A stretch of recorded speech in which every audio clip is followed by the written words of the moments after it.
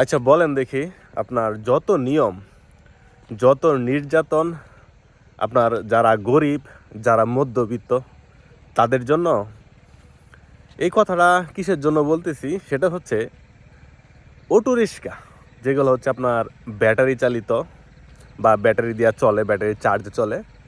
High court থেকে কিন্তু এখন দেয় নাই, আপনার ডিসিশন দেয় নাই যে চলবো কি চলবো না। এটা নিয়ে কয়েকদিন ধরে আন্দোলন চলতেছে যে অটো রিক্সা চলবো না বা অটো রিক্সা চালানো যাবে না, এটা খুবই ডেঞ্জারাস, আপনার করে অ্যাক্সিডেন্ট করে, বেশিরভাগ অ্যাক্সিডেন্ট করে। তো আসেন মূল কথায় আসি, অ্যাক্সিডেন্ট কি অটো রিক্সাই করে নাকি অন্য অন্য যে যানবাহন আছে, যেরকম মোটর সাইকেল আছে, ট্রাক আছে, বাস আছে, প্রাইভেট কার আছে, হাইস আছে, এগুলো কি করে না? একটু ডিপভাবে ভাববেন।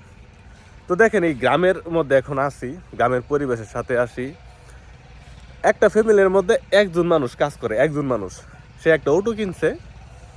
ওই অটোর টাকা কিন্তু সে আবার কিস্তি উঠাইছে, ওই কিস্তি তার চালান লাগে এবং তার পরিবারের মধ্যে 4-5 জন মানুষ তার ভরণ পোষণ করা লাগে। ওই অটো রিক্সা চালাইয়া সে কিস্তি চালায়, অটো কিনছে কিস্তির টাকা উঠাইয়া, ওই অটো চালায়, সে কিস্তি চালায় এবং ওই অটোর যেই টাকা সে আর্ন করে ওই টাকা দিয়ে সে ফ্যামিলি চালায়।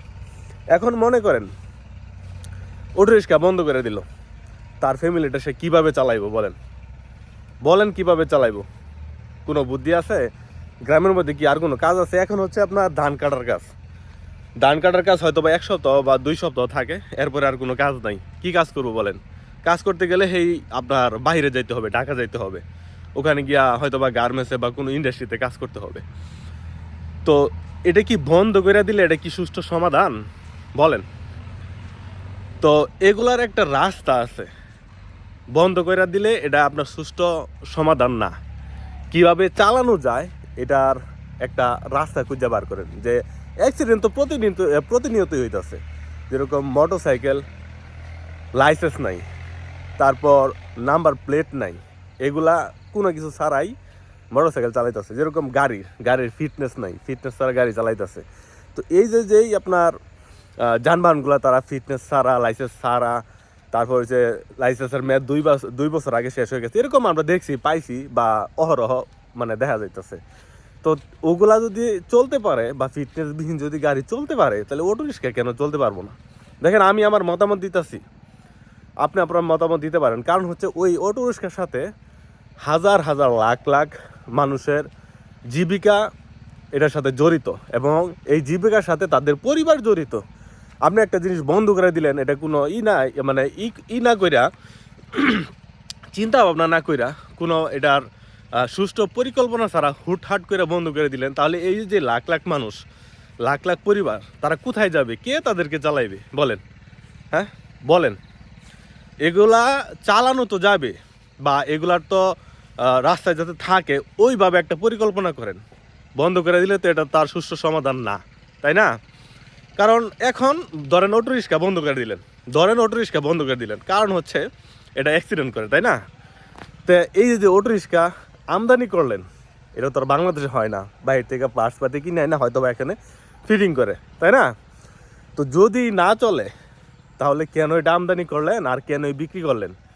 এই কোটি কোটি টাকা বাহির থেকে এই পার্টসপাতি না বিক্রি করে এখন সাধারণ মানুষ এখন এটা চালাইতে পারবো না, তাহলে সে কিনলই কেন? তো আপনারা হয়তোবা জানেন না, যারা বড় বড় পর্যায়ে আছেন তারা হয়তোবা জানেন না যে গ্রামের কত কষ্ট, বা যারা একজন মানুষ কাজ করে, 5 জন মানুষ তার উপর নির্ভর করে, 5 জন মানুষ তার চালান লাগে, এটা যে কতটুকু কষ্ট। আর সে যদি গাড়ি না চালাইতে পারে, সে যে কোথায় গিয়া এই 5 জন মানুষের ভরণ পোষণ করবো বা 2টা ডাল ভাত খাইবো, এটা হয়তোবা আপনি জানেন না। সুষ্ঠু একটা পরিকল্পনা করেন যাতে অটো রিক্সা চালানো যায়। দেখেন, যদি বাহিরের দেশের সাথে এই দেশ তুলনা করেন তাহলে হবে না। বাহিরের দেশে হাঁটার জন্য আলাদা রুট, সাইকেল চালানোর জন্য আলাদা রুট, গাড়ি চালানোর জন্য আলাদা রুট। বুঝেন নাই কি কিছু? তো ওই দেশের সাথে যদি এই দেশ তুলনা করেন তাহলে হবে না, ওই দেশের মতো আগে করেন, তারপর তুলনা করেন।